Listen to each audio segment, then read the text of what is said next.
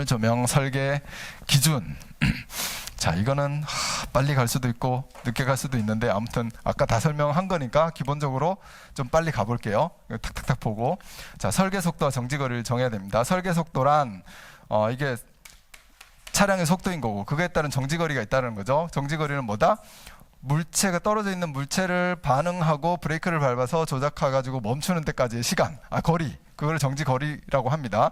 그래서 이 속도에 따라서 상당히 좀 커져요. 60, 그다음에 60에서 100, 그다음에 160, 220 이렇게. 그건 폭에 대해서 이렇게 생각해가지고 암기를 좀 하시고요. 일단 60 처음엔 같습니다. 이렇게 같다 이렇게 놓고 80이 됐을 때는 한 40이 커진다. 100이 됐을 때는 60이 커진다. 여기 한 80으로 커지면 좋겠는데 똑같이 60으로 커지네. 이렇게 해서 암기를 좀 해두시고. 자, 그 다음에 경계부 조명을 어떻게 해야지 되느냐. 우선 경계부 조명의 휘도값 선정 요소. 자, 설계 속도가 영향을 미친다라고 했죠. 그 설계 속도가 빠르면 더 밝게 노면 휘도를. 주행 방향 어디로 방향일 때? 남쪽 하늘을 보고 가는 방향일 때, 그죠? 상당히 높여야지 되는 상황이 되고, 그 다음에 20도 원추형 시안의 하늘의 비율, 이거 먼저 봐야 되죠. 이 비율이 높으면 높을수록 설계 휘도를 더 높여야지 되는 상황이 됩니다. 이걸 이제 현장에 가서 조사를 하고, 그렇게 해서 선정을 하면 돼요. 터널 길이가 200m 이하인 경우에는 조금 더 완화시킬 수 있는 조건이 있어요. 근데 이거는 뭐 안 쓰셔도 됩니다. 안 쓰셔도 되는데, 이 뭐면은 이 노면 휘도를 이거에서 정했는데 노면 휘도 조절 계수라고 조금 더 낮출 수 있는 조건이 있다라는 거거든요. 조절 계수를 곱해가지고 낮출 수 있는데 그 요건이 뭐냐면 터널 길이가 200m 이하의 짧은 터널일 때는 낮출 수 있는데 웬만한 터널이 뭐 지하차도 빼고는 200m 이하인 게 없으니까 지하차도에만 적용하는 기준이 되겠습니다. 나하고 다는.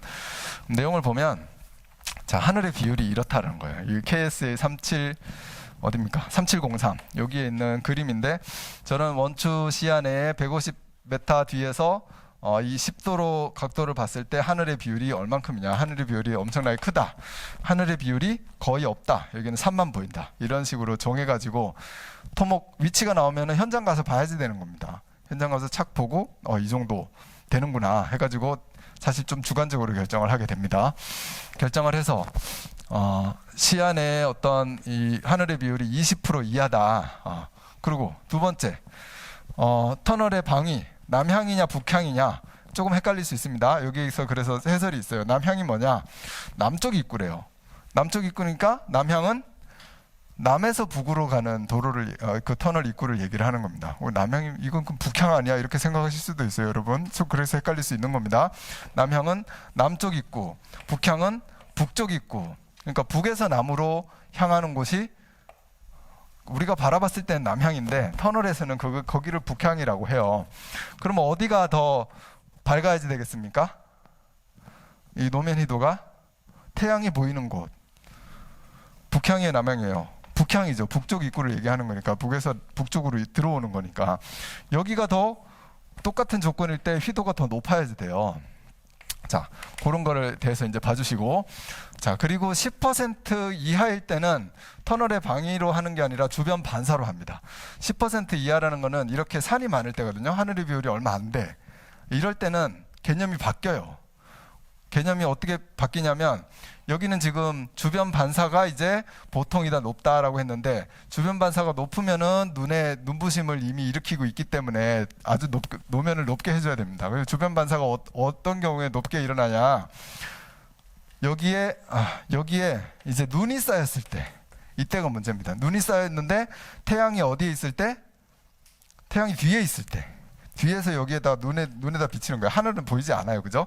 하늘은 보이지 않는데 태양이 뒤에서 여기에 눈을 비치고 있으면 이미 여러분 대관령 같은데 이렇게 가보시면 터널 갈 때 가보시면 눈이 쌓여 있으면 엄청 눈부심이 느껴집니다. 햇빛 비칠 때. 그럴 때 여기에 들어갈 때 야외도를 높여야 된다. 그래서 방향이 반대가 됩니다. 사실 이럴 때는 이제 남쪽에서 북으로 갈 때 그때가 주변 반사가 높아요. 그래서 거기에는 여기 하늘의 비율이 작을 때는 반대로 여기가 높아진다라는 개념만 알아두시면 되겠습니다. 자, 여기까지 자세하게 안 하셔도 자, 우리 정리해야 될 게 하늘의 비율, 그 다음에 터널의 방향, 남향이냐 북향이냐, 그 다음에 동서일 때는 여기에 가운데 값을 선정하면 된다 이렇게 나오고요. 자, 그리고 그 두 번째 있는 표는 이게 조절 계수예요. 줄일 수 있다라는 거거든요. 줄일 수 있다라는 건데 200m가 넘어가면 못 줄입니다. 200m 미만에서만 경우에 따라서 줄일 수 있다라는 개념이 여기에 있습니다. 그래서 요거는 옵션으로만 봐주시면 되고, 자, 경계부의 길이 어떻게 정해져 한다고 그랬습니까? 경계부의 길이는 입구부에서 여기까지가 경계부고 여기까지가 이행부입니다. 완화부, 경계부, 이행부. 이행부인데 그럼 여기의 길이는 1SD 이상이어야 된다 이렇게 나왔죠. 그러니까 그 내용이 지금 정지거리보다 같거나 길어야 된다 이렇게 나온 거고, 조명 수준은 경계부 처음부터 중간 지점까지는 이렇게 바로 지나가야 되고요. 그 다음에 경계부 종단에서 잠시만요. 초반에는 그렇게 돼요. 절반이라는 말이 나와야 되는데, 일단 중간 지점 이후에서는 점차 줄일 수 있다. 여기까지 점차 줄일 수 있다. 줄일 수 있는데 몇 프로까지 줄일 수 있다? 40%까지 줄일 수 있다. 이 그림을 보면 여기가 40%입니다. 여기까지 줄인 거예요. 100을 기준으로 했을 때 40%까지 이렇게 줄일 수 있다라고 표현을 해놓은 겁니다. 자, 이해되시죠? 그 다음에 이행부 조명. 이행부 조명이 지금 이제 이행부 조명은 여기 입구부의 경계부를 지나서 쭉 기본부까지 가는 조명이 이행부 조명이다 이렇게 봐주시면 되고요. 이행부 조명은 거리는 그렇게 갖고 실제로 길이는 20초 주행거리를 한다. 100km/h는 27.78m/s로 환산이 되고 20초 주행거리를 계산했더니 약 555m가 되더라. 이렇게 되어 있고요. 그 다음에 여기 노면 희도값. 요 값은 수치로 계산이 되어 있는데, 수치로 어떻게 계산이 되어 있냐? 1.9 플러스 주행 시간, 그 설계 속도에 따른 주행 시간 분의 1.4승 이렇게 되어 있네요. 그러면 갈로를 이렇게, 아까 제가 이렇게 했는지 모르겠습니다. 1.9 플러스 시간 t에 여기에 마이너스 1.4승이 아니라 어떻게 된 거예요? 갈로 밖에 마이너스 1.4승 이렇게 되어 있네요. 이게 맞는 겁니다. 자, 여기에 입구부의 노면 희도를 곱해가지고 가는 거다. 계산 한번 해보면, 자, 입구부가 400으로 결정이 됐어요. 경계부가 400으로 결정된 것은 20%에서 10% 사이의 북향이다. 그래가지고 설계 속도는 100km다 해서 400으로 선정을 한 겁니다. 400으로 선정을 해가지고 여기 경계부에서 끝 지점까지 40%를 일단 내려왔고, 그 다음에 더 이제 이행부에서 내릴 건데 400을 선정을 하고 1.9 플러스 10초 주행을 했다. 여기서 내가 이행부에서 10초를 주행을 한 거예요. 여기서부터 2, 4, 6, 8, 10초 주행했을 때 이 지점의 휘도는 얼마냐 계산을 한번 해보면, 이렇게 수치를 그냥 10초를 넣고 1.9 플러스 10에 마이너스 1.4승 해가지고 해보니까 12.48 칸델라가 나왔거든요. 그러면 12.48 칸델라는 400 칸델라의 몇 퍼센트입니까? 약 3, 4, 4, 3, 12 3%가 되거든요. 맞습니까? 약 3%. 400하고 10이니까 약 3%가 되는데, 그러면 실제로 3%가 되는지 한번 이 그래프에서 3%가 되는지 보는 거죠. 10초 주행거리 여기 지점 쭉 따라가 보면 3 이렇게 된 거예요. 100일 때 3%다. 이렇게 해서 할 수 있는 겁니다. 그러니까 수식으로 계산할 수 있고, KS에 나와 있는 이 그림이 나와 있거든요. 요거에 따라서 처음에 입구부의 경계부 조명에서 요거를 퍼센트로 이렇게 거리에 따라서 세팅을 할 수도 있습니다. 자, 그러니까 요 수식에 대해서 써주시면 좋은 거고, 자, 그 다음에 이행부의 단계별 희도값은 단계별 희도값은 이 수식으로 그냥 쭉쭉쭉 하면 되는 거고요. 곡선 형태로 쭉 감소시키는 경우 항상 이 수치 이하로 요 라인 이하로 떨어지면 절대 안 된다. 요 라인 이상에서 항상 줄어들어야지 된다는 개념입니다. 계단식으로 감소하는 경우 희도 대비는 3이다라는 것이, 계단식으로 내가 이렇게 조명을 여기는 많이 놓고 좀 확 줄이고 많이 놓고 확 줄이고 할 때 이걸 줄여드는 비율이 3배씩 막 이렇게 줄어들면 안 된다는 거예요. 단계적으로 적당히 줄여야지 된다는 거고, 마지막에 이행부 최종 단계의 휘도는 기본부 휘도의 2배 이상으로 해서는 안 된다. 이 얘기는 뭐냐면, 기본부 휘도가 여기 이만큼 정해졌을 때 요거의 2배까지 여기서 끝나면 안 된다는 거예요. 내려와 가지고 끝내야지 된다. 자, 그러면 기본부 조명은 전체적으로 쭉 순응이 된 구간에서 하는 거다라는 거죠. 그게 이제 기본부 조명이고, 기본부의 노면 희도는 설계 속도에 따라서, 설계 속도가 100km/h면은 그냥 설계 속도와 교통량에 따라서 결정이 된다. 이렇게 두 가지로 적어주시면 됩니다. 설계 속도와 교통량. 그래서 100km일 때 교통량이 보통이면 9, 교통량이 많으면 11 리트, 그죠? 이 휘도 값이에요. 메타 제곱, 휘도엘은 단위가 어떻게 됩니까? 리트의 단위가 어떻게 돼요? 메타 제곱으로 해야 되나? 겉보기 면적의 칸델라, 그렇죠. 요게 개념이 되는 거죠. 그러니까 노면에 광속이 이렇게 떨어지는데 여기에서 반사돼 가지고 오는 이 광속 I가, 광속 F가 어떠한 요 방향으로 얼만큼 많이 나오냐, 이게 광도잖아요. 이 광도가 노면에 보이는 겉보기 면적에서 얼만큼 내 쪽으로 많이 나오느냐. 그래서 반사돼가지고 절로 가면은 아무 소용이 없어요. 반사돼가지고 나한테 와야지 이게 휘도로 되는 겁니다, 환산이. 자, 그래서 기본부의 변경사항, 기준 변경사항이 2014년도 12월에 기본부 변경사항이 한번 생겼었는데, 매우 긴 터널의 경우 이렇게 나와요. 그러니까 매우 긴 터널이다라는 것은 기본적으로 기본부에서 30초 주행거리 이상으로 가는 터널을 매우 긴 터널이라고 정의를 내려놨고요. 그런 경우에는 30초가 되는 지점부터, 우리가 30초가 되는 지점부터는 2분의 1로 줄여가지고 감해서 적용을 할 수 있다, 이렇게 나와 있습니다. 자, 그다음 출구부 조명. 출구부는 점차적으로 증가시킨다. 5배가 되도록 출구 접속부에 요게 출구 접속부라면 거기에서 한 20m 떨어진 지점까지는 샥 5배 증가시켜야 된다. 요게 기본 개념이었어요. 근데 이것도 2014년도에 기준이 바뀌었는데 어떻게 하냐면 그냥 기본부와 같은 방법으로 조명을 해라, 이렇게 바뀌었습니다. 그래서 그림들이 요렇게 다 바뀐 거예요. 기본부에서 샥 올라가는 옛날 그림에서 그냥 기본부 조명하고 같이 가라. 이게 이제 바뀐 기준이고, 근데 여기에서도 어떤 경우에 위험이 있는 경우에, 추가적인 위험이 있는 경우에는 옛날처럼 5배로 올려야지 된다, 이렇게 나옵니다. 그럼 추가적인 위험은 뭐냐? 여기에서 추가적인 위험은 어디에 나옵니까? 일단 밖에가 안 보이는 휘어진 터널을 얘기합니다. 곡선 터널, 여기 나오네요. 곡선 터널. 그 다음에 터널 내에 차량 외에 다른 게 가는 경우에, 뭐 이런 경우가 고속도로에는 많지 않지만 오토바이가 가는 경우에 이게 해당이 되는 겁니다. 국도에서 오토바이가 가면 이 추가적인 위험이 있는 상황이에요. 이런 데는 올려줘야지 됩니다. 자, 그렇게 해가지고 단계적으로 5배까지 키워줘야지 된다. 출구 접속부까지 이렇게 생각해도 되고, 디테일하게 가면 출구 접속부에 20m까지. 자, 그리고 입구 접속부 및 출구 접속부의 조명은 이 도로잖아요. 뭐의 기준을 따르라? 도로 조명의 기준을 따라라, 이렇게 나옵니다. 그래서 도로 조명, 이 KSA 3701이거든요. 그거에 따라서 가면 되고, 도로 조명은 기본적으로 몇 칸델라일까요? 노면 희도가?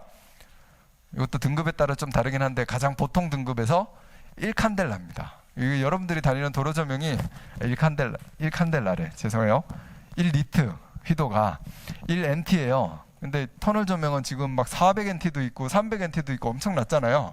그러니까 이 야간의 도로 조명하고는 비교가 안 될 만큼 밝게 하는 겁니다. 언제?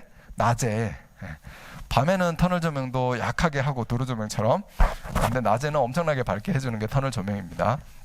자, 그래서 입구 접속부 거리, 정지거리상 입구에서는, 출구에서는 정지거리의 2배, 단 200m 이상 할 필요는 없다, 이렇게 나와 있는 겁니다. 자, 그래서 1칸델라 퍼 메타 제곱, 1NT 기준으로 이제 해줘야 되고요. 그 다음에 터널 내 조명의 품질, 품질은 어떻게 해야 되느냐 한번 보자는 거죠. 이제 설계는 이제 일반적으로 기준은 끝났고, 품질들은 어떻게 해야 되느냐. 품질은 이제 뭐 균제도, 그죠? 이런 품질. 그 다음에 노면 뭡니까? 이 플리커 이런 것들이 나오겠죠. 그래서 특히 벽면, 터널에는 이 벽면이 있는데, 이 벽면에도 이 상당한 휘도를 내야지 된다. 얼만큼 내야 되나? 이 노면 휘도만큼 똑같이 벽면에도 휘도 값을 가져야 된다, 이렇게 나옵니다. 그래서 배경의 역할을 하고, 그 다음에 이 식별을 할 수 있는 역할을 하고, 이 도로 주행의 노선의 역할을 하기 때문에 매우 중요한 요소인 거고요.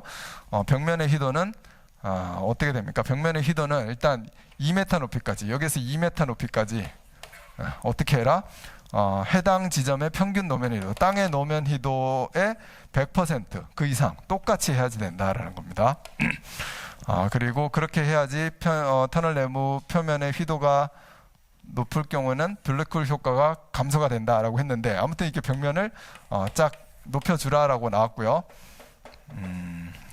일단 뭐 노면 희도도 높아야죠. 노면 희도가 높아가지고 블랙홀 효과를 감소하는 겁니다. 들어갈 때. 자, 그리고 2m까지는 휘도가 높아야 되니까 어떠한 광이 비치는데 이게 휘도가 높으려면 어떤 재질로 해야 돼요? 휘도가 나한테 많이 오려면 이쪽 내 쪽으로 많이 반사율이 높아야 되잖아요. 그래서 여기 콘크리트로 이렇게 해놨는데 2m까지는 어떻게 해야 된다? 반사율이 높아야 됩니다. 그래서 뭘 설치해요? 타일을 설치해요. 여기 다 터널에 가면 타일이 다 있습니다. 그래서 거기 딱 2m까지만 타일이 돼 있어요. 그래서 이게 다 이유가 있다라고 여러분 제가 항상 얘기를 했습니다. 그거를 보면서 이게 벽면의 휘도도 중요해. 여기는 휘도가 좋게 하려면 반사율이 좋아야 돼. 부딪혀가지고 광이 와야 되니까. 그래서 이렇게 타일로 해야 된다. 더러워지면 청소도 계속 해야지 됩니다. 네. 휘도 균제도. 균제도는 전체적으로 종합 균제도가 0.4 이상이 돼야지 된다라는 거죠. 여기 터널이 쭉 있으면 종합 균제도가 0.4 이상이 돼야 되고, 벽면도 종합 균제도가 0.4 이상이 돼야지 됩니다. 균일하게. 그 다음에 차선축 균제도가 0.6이라고 했는데, 차선축은 여기 뭐 3차선이다라고 하면 내가 차가 진행하는 방향, 여기 딱 중심선으로 쫙 진행할 때 여기에 균제도를 얘기하는 거예요. 여기에서 어떤 최대분의 최대분의 최소가 0.6 이상이어야 된다. 뭐 이런 개념. 도로에서는 차선축 균제도가 최대분의 최소거든요. 그 다음에 종합 균제도는 평균분의 최소예요. 이게 전체의 평균에다가 최소인 지점, 어떤 지점, 이게 0.4 이상이 돼야지 되는 겁니다. 근데 이 어떠한 차가 지나가는 이 라인에서는 0.6 이상이 돼야 되는 상당히 높은 기준을 적용을 하고 있어요. 자, 그래야지만 이제 불쾌감이 없는 겁니다. 자, 그리고 이렇게 야외가 흐려질 때가 있죠. 그러니까 야외 희도가 높지 않을 때가 있죠. 맑은 날 햇빛이 비칠 때가 가장 눈부심이 심할 거고, 그럴 때 터널에 들어갈 때가 가장 위험할 거고, 이때는 저도 엄청나게 높여가지고 경계부에 들어가야 되는 거고, 이렇게 쭉 들어가야 되는 거고, 그 다음에 흐릴 때는 사실 이만큼만 해가지고 이렇게 가도 되거든요. 근데 우리는 가장 악조건에서 설계를 해야죠. 그러면 흐릴 때는 어떻게 하면 됩니까? 조명을 일부 소등을 하면 되죠. 일부 소등을 해가지고 제어를 합니다. 근데 일부 소등을 했을 때 여기 균제도가 망가지면 안 돼요. 균제도 0.4 또는 차선축 균제도 0.2 이게 망가지면 안 되거든요. 그래서 예전에는 이렇게 끄고 켜고 하는 걸로 제어를 했는데 지금은 디밍 제어를 많이 합니다. 그래서 상대적으로 우리가 샥 줄여주는 거죠. 디밍 제어를 하고, 디밍 제어를 하기 위해서는 보면 여기 회로별로 조명이 막 설치되어 있는데, 쭉쭉 설치되어 있는데, 이거 회로별로 여기 요즘 이제 LED 조명을 다 쓰니까 이걸 디밍을 쫙 해요. 그래서 뭐 30%, 40% 이렇게 맞춰주면서 갑니다. 자, 디밍 제어의 필요성에 대해서 이제 얘기를 하는 거고요. 야간 조명. 야간에는 여기에 밝으면은 절대 안 되죠. 야간에는 밝으면 오히려 이제 눈부심이 생기고 더 악조건이 되니까 야간에는 조명을 다 낮춰야 됩니다. 그런데 입구 접속부에 어떤 조명을 설치를 하고, 그 입구 접속부에 설치되어 있는 그 조명이 그냥 그대로 쭉 유지되게끔 가면 됩니다. 야간에는. 자, 그렇게 이제 제어를 해줘야지 되는 거죠. 자, 글레어 제한. 글레어 제한은 여기에 어떤 터널의 조명이 터널의 조명이 운전자한테 영향을 미치지 않게끔 하는 것, 눈부심이 생기지 않게끔 하는 게 글레어 제한입니다. 그래서 이건 기본적으로 15% 미만이어야 된다. 글레어에 대한 계산치가. 그래서 이 수치는 여러분들이 한번 읽어보시고요. 제가 자세하게 적어놨으니까. 그래서 이 글레어 제한이 뭡니까? 이 TI가 65, 이게 곱해가지고 15% 미만, 이렇게 수치를 내가지고 일단 15% 미만의 글레어 제한이 나와야지 되는 겁니다. 그 다음에 플리커. 자, 플리커는 터널에서 등이 땅땅땅땅 설치가 되어 있을 때 내가 여기를 지나간단 말이죠. 지나가니까 여기는 상대적으로 좀 밝고, 물론 뭐 균제도가 0.4 이상 돼야 되는데 여기는 상대적으로 어둡잖아요. 예. 근데 그런 거보다, 바닥에 대한 플리커보다 내가 이렇게 조명이 나를 비추고 있잖아요. 그래서 조명이 나를 비추고 지나가고, 비추고 지나가고, 비추고 지나가고 하니까 그게 반복이 된단 말이죠. 그래서 이게 플리커에 영향을 생긴다는 거예요. 원래 플리커라는 게 뭡니까? 원래 플리커, 터널에서의 플리커 말고 그냥 플리커는 뭐예요? 예, 조명의 광속 변화로 여기에 지금 눈에 불쾌감이 생기는 게 플리커를 얘기하는 겁니다. 그럼 조명의 광속 변화는 왜 생깁니까? 전압의 변화 때문에. 전압이 낮아지면 이게 광속이 줄어들고 전압이 높아지면 다시 불어나고. 전압은 그럼 언제 낮아져요? 전압 강화가 많이 생길 때. 전압 강화는 언제 많이 생기냐?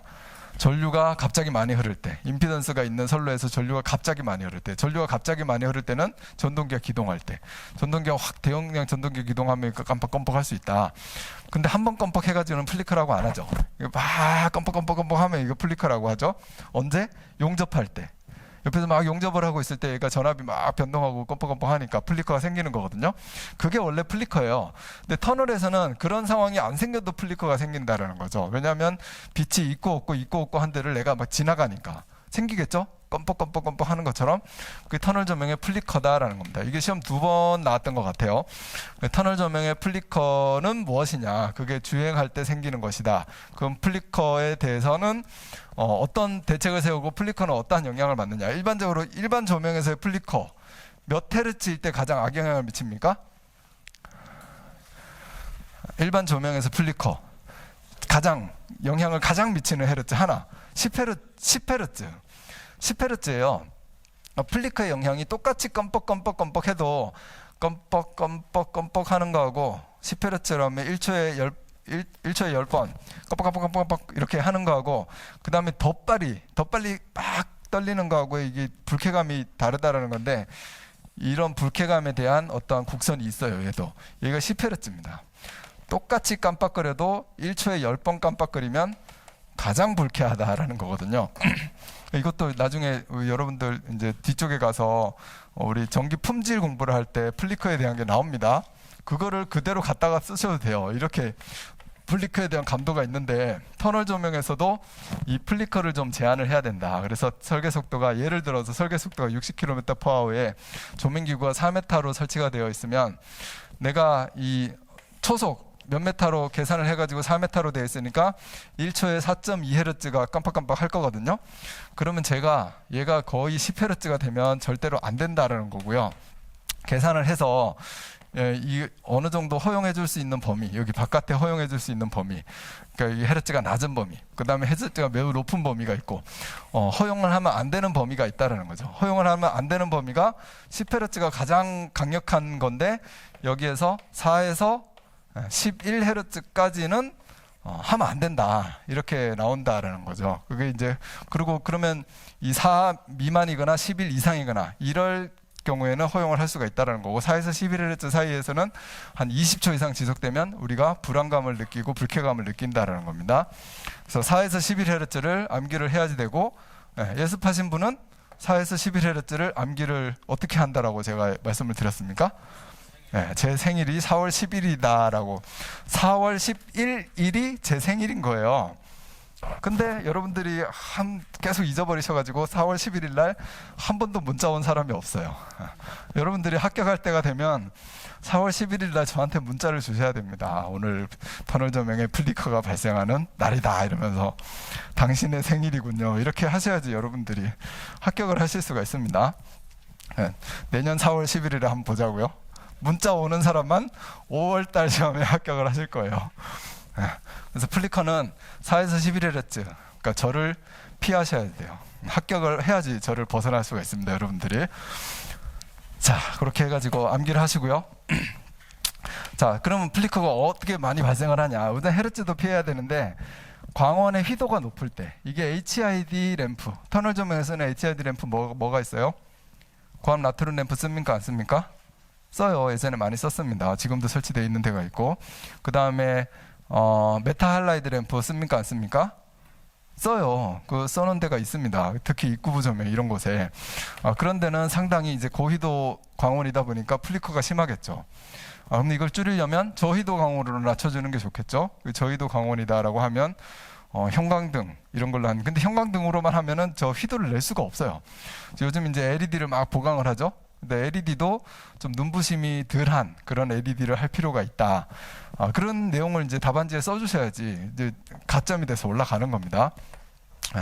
그래서 고희도 강원을 썼을 때 일단은 간격 중요하고요. 설계 속도에 따른 간격이 중요하고 4에서 11Hz가 안 나와야지 되고, 그 다음에 배치를 하더라도 강원을 선정하더라도 약간 저희도 강원, 이렇게 명강원을 낼 수 있는 그런 강원이 플리커에 좋다라는 겁니다. 플리커 대책이 된다.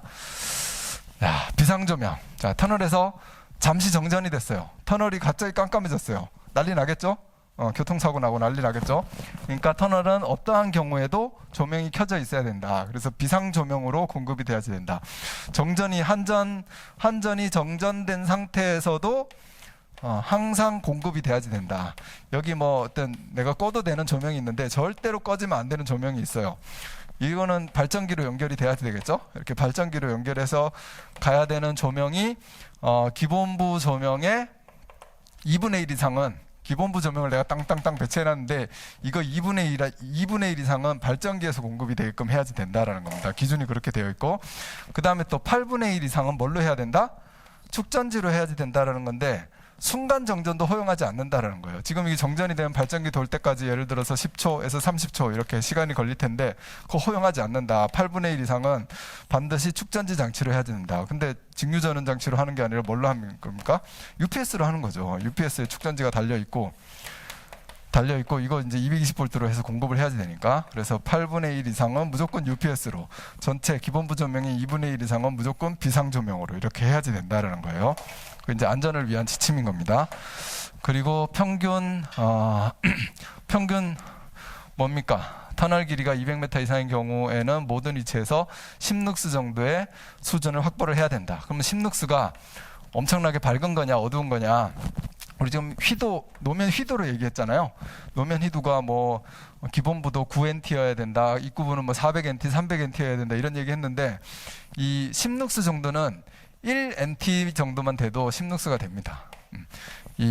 여기에서 발생하는 이 1NT의 휘도를 내기 위해서는 한 10룩스 정도는 내려와야지. 룩스는 땅에 그냥 내려지는 광석의량이잖아요. 그 정도 내려와야지 1NT 정도가 됩니다. 그거에 대한 내용이 평균저도 환산계수예요. 그 평균저도 환산계수는 콘크리트 노면일 때는 13룩스 1NT일 때, 1NT일 때 콘크리트 노면에서는 13룩스고 아스팔트 노면에서는 18룩스 정도가 된다. 뭐 반대적으로 생각하면 아스팔트에서는 18룩스 정도는 광속이 내려와 줘야지 여기에 1NT 정도가 된다라는 거고, 휘도값 자체가. 그 다음에 콘크리트일 때는 한 13룩스 정도가 내려오면 반사가 돼서 이렇게 휘도로 결정이 되는 게 한 1NT 정도가 된다라는 그런 개념으로 보셔도 됩니다. 자, 여기 이제 조도와 휘도의 어떤 환산 계수인 거고, 얘는 확실하지 않아요. 왜냐하면 이 내려오는 광속의 량은 확실하죠. 이 조명에서 내려오면 되니까 광속의 표는 확실한데, 노면에서 다 흡수해버리면 휘도가 없는 거거든요. 노면에서 반사를 해줘야지 휘도가 생기는 거지, 그죠? 그래서 노면이 보이는 거죠. 그러니까 반사가 잘 되면 휘도값이 높아지는 거고, 반사가 안 되면 휘도값이 낮아질 수밖에 없는 겁니다. 네. 유지관리는 잘 해야죠. 유지관리는 점등 상태 유지도 잘하고, 조명기구 설치 상태 오염 상태 잘하고, 청소, 광원 교체 주기적으로 잘 해야지 되고, 조명의 측정 및 기록 항상 해줘야지 되고, 이러면서 유지관리를 이제 잘 해야지 되는 요건에 대해서 설명을 해놨습니다. 자, 다 했어요. 그럼 터널 조명이 요거밖에 안 되거든요. 근데 문제는 좀 여러 개 나오니까 내가 정리를 한번 해보자. 그럼 터널 조명은 이 그림만 그려놓고 일단 터널 조명의 구간에 대한 결정, 거리 결정, 그 다음에 이 노면 휘도에 대한 값, 뭘로 결정을 하는지를 여기에다가 여러분들이 다 쓰실 수 있어야 돼요. 이 그림을 보면서 경계부에는 뭐 어떻게 해야 되고, 어떻게 해야 되고, 어떻게 해야 되고, 기본부에는 어떻게 해야 되고, 어떻게 해야 되고, 출구부는 어떻게 해야 되고, 어떻게 해야 되고, 이 입구 접속부하고 출구 접속부는 왜 필요하고 어떻게 해야지 되고, 이런 것들이 이제 생각이 다 나시면 터널 조명은 끝나는 거예요. 그 다음에 하나는 품질을 생각하면 됩니다. 품질, 이 균제도는 어떻게 해야 된다. 평균 노면 휘도가 0.4 이상이어야 된다. 차선축 균제도가 0.6 이상이어야 된다. 그 다음에 플리커 발생하면 안 된다. 터널 조명에서의 플리커에 대한 개념. 그 다음에 4에서 11Hz는 피해야지 된다. 이렇게 해가지고 여러분들 그런 내용들을 써주시면 됩니다. 그 다음에 또 휘도, 그죠? 이 휘도값. 휘도, 내 눈으로 들어오는 휘도. 요것도 제가 지금 금방 시간이 없어서 건네떴는데 내용을 읽어보면은 여기에서 차광각, 그 다음에 여기 뭐 20도, 내 눈에서 20도 정도는 여기 차에서 차광이 되는 거기 때문에 20도를 해가지고 여기 있는 앞에 있는 등기구는 제외, 그 뒤에 있는 등기구에서 내 쪽으로 향하는 휘도를 시뮬레이션 해가지고 얘가 15% 이상인 TI 값이 나오면 안 된다라는 그런 개념이 있거든요. 그런 것들을 이제 써주시면 되는 거죠. 그러면 터널 조명에 대해서 다 맞출 수 있습니다. 보시면은 경계부, 이행부, 기본부, 조명에 대해서 설명해라. 그에 따른 설계 속도와 정지거리도 한번 설명해봐라. 비상조명 및 유지관리 요건에 대해서 설명해봐라. 이렇게 나왔었고요. 그 다음에 터널 조명에서의 플리커, 발생 원인과 대책에 대해서 이것도 올해 나왔었습니다. 그리고 터널 조명의 플리커는 제가 시험 볼 때도 나왔었어요. 어디 있어? 터널 조명의 플리커. 여기. 터널 조명의 플리커 발생 원인과 대책. 네, 저는 4에서 11회였지만 항상 외우고 있었거든요. 그냥. 그리고 플리커에 대한, 터널에서의 플리커에 대한 개념. 이 시험 보고 나왔을 때 사람들이 플리커 하니까 이 플리커 깜빡이는 거에 대해서 열심히 썼다라고 했는데 그건 다 빵점이죠. 터널에서의 플리커는 개념이, 조명은 안 깜빡이는데 내가 지나가면서 플리커가 생긴 거니까 그거에 대한 걸 써주면 되는 겁니다. 자, 그 다음에 조명 기준에서 규정하고 있는 희도 대비 개수를 설명하고 희도 대비 개수에 따른 터널 조명의 조명 방식 3가지를 설명하시오. 이건 뭡니까? 터널에서 조명 방식. 그러면 네, 그렇죠. 이 카운터 빔, 대칭 조명, 프로빔 조명, 요거에 대한 거를 얘기를 하는 거죠. 그거에 따른 희도 대비 개수라는 게 있거든요. 뭐 0.6 이상이어야 된다고 그게 있는데 그거 설명하라는 거죠. 우선은 요 터널 조명 방식에 대해서는 확실하게 알 수 있고, 또 기본부하고 출구부에 대해서 설계 기준 적어봐라. 설계 기준 하면은 여기에 대한 거리, 구분, 그 다음에 이 휘도를 결정해야 되는 요소, 이런 것들이 나오는 겁니다. 자, 그리고 터널 구간별로 조명 휘도 선정 방법에 대해 설명해봐라. 기준에 대하여 개정 전후의 사항을 비교해봐라. 이거는 이제 특정한 시점에, 이때도 2010년도 이때도 개정이 된 거거든요. 그리고 2014년도 이때도 또 개정이 한번 됐었고, 그리고 터널과 지하차도 설계, 조명 설계 시 수능에 대해서 한번 설명해봐라. 이건 기본 이론인 거고, 이런 것들이 지금 시험에 계속 나왔던 겁니다. 그래서 우선 기본적으로 이 구분에 대한 거를 구분을 할 줄 알면 우리가 잘 쓸 수가 있습니다.